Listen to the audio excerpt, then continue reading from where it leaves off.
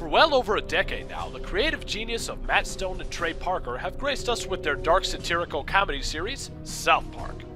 Now, I probably don't need to tell you what the show is about, nor do I need to comment on the cultural impact the show has made on the US, let alone the world. However, what some of you may not know is that this show has been made into a video game on multiple occasions. As a matter of fact, there have been 7 separate titles revolving around the sleepy town of South Park to date. While initially these games received extremely poor critical reception, there has been a glimmer of hope with the release of South Park Let's Go Tower Defense Play, which was released on the Xbox Live Arcade in 2009. But in this video, I'll be taking a look at the most recent South Park release with South Park Tenorman's Revenge. So, is this title another step in the right direction for the series? Or was it a horrible waste of my time and money? Well, let's head on up to South Park and find out.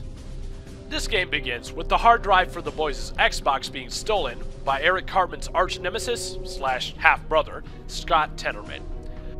But Scott's treachery far exceeds simply stealing their hard drive, a capital offense in its own right, as Scott has managed to create portals that span both time and space, allowing him to easily outrun the boys' attempts to stop him.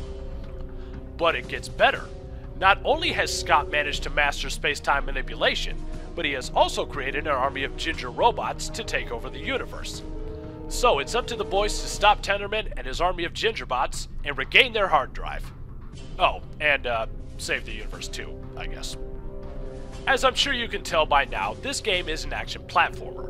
In each level, you can choose to be Stan, Kyle, Cartman, or Kenny. Each character you choose differs in their combat style, general movement, and special abilities. For instance, Stan's general attack is throwing a football, while Cartman uses his fatness to belly barge opponents, and Kyle shows off his ginger hair to blind his adversaries. But it gets better. As you progress through the levels, you may see avatars floating with a certain character's face on them. Hitting these avatars turns the respective character into their superhero counterpart.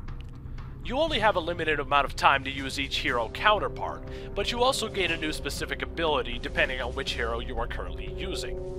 For instance, as the Coon, you can scale walls to reach normally unreachable areas. Stan's Tool Shed allows you to drill into hidden areas, Kyle's Human Kite allows you to glide, and Mysterion allows you to become invincible if you die. Because of course it's really hard to picture Kenny dying for any reason. As you progress through the levels, you will find secret areas, or areas only accessible by specific characters. Finding these areas will usually result in finding either a limited edition Mega Man, or more likely result in finding hidden time cores. Time cores are needed to travel across dimensions, and you must collect a certain amount to proceed to each level. But if this aspect seems a bit like grinding, not to worry, as you can team up online with up to 4 players to get as many time cores as you can in one go. But of course, this wouldn't be a South Park game without the occasional cameo from some familiar faces. For the benefit of those who watch the show, I'll just go ahead and list a few of the cameos and references in this game. Towley, Mr. Hanky, Woodland Critters, Satan, Ladder to Heaven, PP Splashtown, Atheists, and of course, Mad Bear Pig. Now for the reviewing. As for the graphics in this game, they are very basic. On the other hand, if you've ever seen an episode of South Park, you probably know better than to expect stellar artwork. As for the gameplay, the movement, jumping, use of weapons, and use of powers works fairly well enough. So what's the catch? Well, it may be the fact that I'm used to games being easy nowadays, but this game is kinda tough. Now, it's not really hard in the sense of it being unfair, but it can be a little difficult if you aren't used to old-school platformer rules. Rules such as, if you don't take your time on some of the jumps, you will probably botch a leap to a platform.